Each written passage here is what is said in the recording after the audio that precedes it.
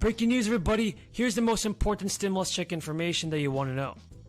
Be sure to stay tuned in this video to find out the most important stimulus news. Didn't reach the agreement without some obstacles earlier in the day. Republicans in the House and the Senate made an effort to delay passage of the spending bill over objections to the Biden administration's COVID-19 vaccination mandates for larger companies. Here's what Speaker Nancy Pelosi had to say about those attempts. We all have a responsibility to make sure that the government functions. I don't think that the Republicans in the Senate want to shut down government. I don't know that they would even have the votes to do so. But it is, yet again, a double sense of irresponsibility. First of all, they'd shut down government. Before I start, I'd like to report that later today I'll be signing a bill funding the government operations for the next few months. Funding the government isn't a great achievement. It's a bare minimum of what we need to get done. But in these times, a bipartisan cooperation is worth recognition. So I want to thank Senators Schumer and McConnell and Speaker Pelosi for getting this done. And I want to thank a substantial bipartisan vote in the Senate for sending this bill to my desk today to avoid disruptions of government operations. And I want to urge Congress to use the time this bill provides to work toward a bipartisan agreement on a full-year funding bill that makes the needed investments in our economy and our people, from public health to education to national security. Now, for today's news. Every year, December brings the joys of the holiday season and gives us an opportunity to reflect on the year gone by and look ahead and begin to imagine the new year to come. This year, we can reflect on an extraordinary bit of progress. Our economy is markedly stronger than it was a year ago, and today, the incredible news that our unemployment rate has fallen to 4.2%. At this point in the year, we're looking at the sharpest one-year decline in unemployment ever.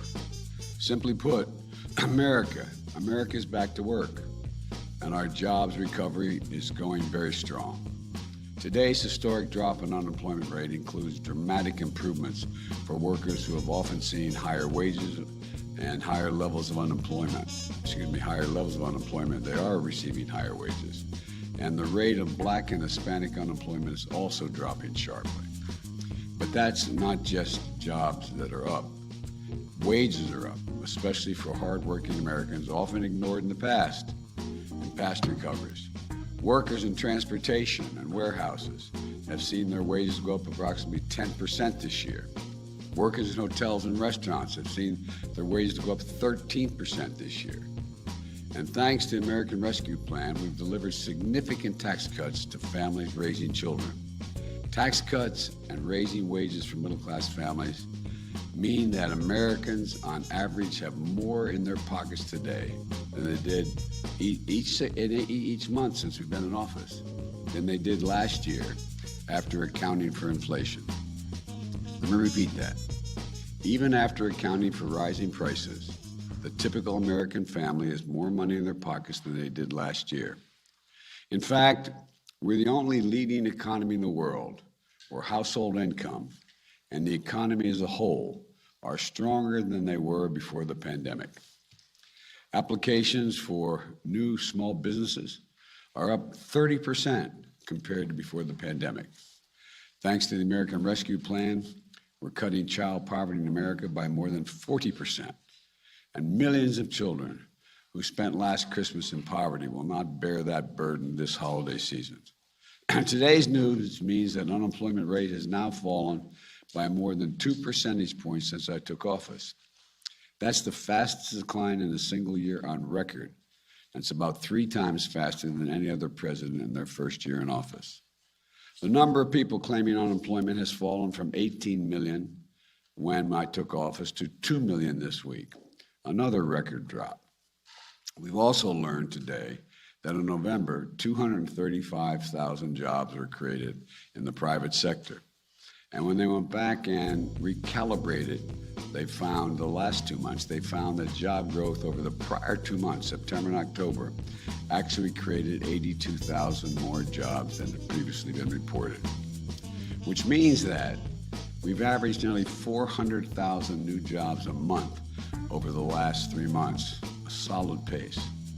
All told, in the first 10 full months of my administration, the economy has created 6 million jobs, a record for a new president. This is a significant improvement from when I took office in January, a sign that we're on the right track. Because of the extraordinary strides we've made, we can look forward to a brighter, happier new year ahead, in my view. But I also know that despite this progress, families are... First of all, everybody, here's the most important Social Security news. Social Security recipients may be shocked by the new average monthly benefit that's coming next month. Families may be eligible to receive an additional $1,800, thanks to Biden. The average Social Security benefit is going up in 2022, and that's the good news. The bad news is that it's still lower than many people anticipate, and it's still not nearly enough to live on. Many of you are also concerned about how much a typical retiree will receive in Social Security benefits next year. Well, in 2022, the average Social Security benefit for a retiree will be around $1,700 every single month. This is up from around $1,565 in 2021 and earlier this year. The big increase in average benefit is driven by the fact that Social Security recipients will have a 5.9% cost of living adjustment in 2022. So while it's good news that the average benefit is going up next year, the stark reality is that it's still not enough to live on. Social Security, everybody, is supposed to be one of the several support sources. It's meant to replace 40% of pre-retirement income, with the rest of the funds a retiree requires coming from these other sources. So if you're concerned about how low the average Social Security benefit is, there are a few steps you can take to actually get a monthly check higher than usual. The options available to do that will depend on how early in your career you start working, and how early you work towards raising your Social Security checks. The best way to beat the average benefit is to earn an above average income for as long as possible. Social Security benefits equal a percentage of inflation adjusted income in the 35 years that you earn the most. The more years you work at a higher salary, the higher your benefits will be. But a bill was recently proposed by lawmakers in Congress that would keep Social Security benefits out of poverty. Beneficiaries out of poverty. The proposal is called the Social Security Enhancement and Protection Act. It was put forward by Gwen Moore. And first, it would update what is called the special minimum benefit to 100% of the current poverty level. This would apply to individuals who have paid into Social Security for at least 30 years and claim benefits when they reach full retirement age. The bill also proposes increasing monthly checks for all beneficiaries by 5% once they have been retired for 20 years. That increase would be gradually phased in starting when beneficiaries have reached 16 years of eligibility. So folks, if you've been receiving child tax credits in July, be aware that the December payment will be the last that you'll receive until you file your 2022 tax returns. Thank you again for your support, everybody. If you have any more questions about the fourth stimulus payments, be sure to leave them in the comments below.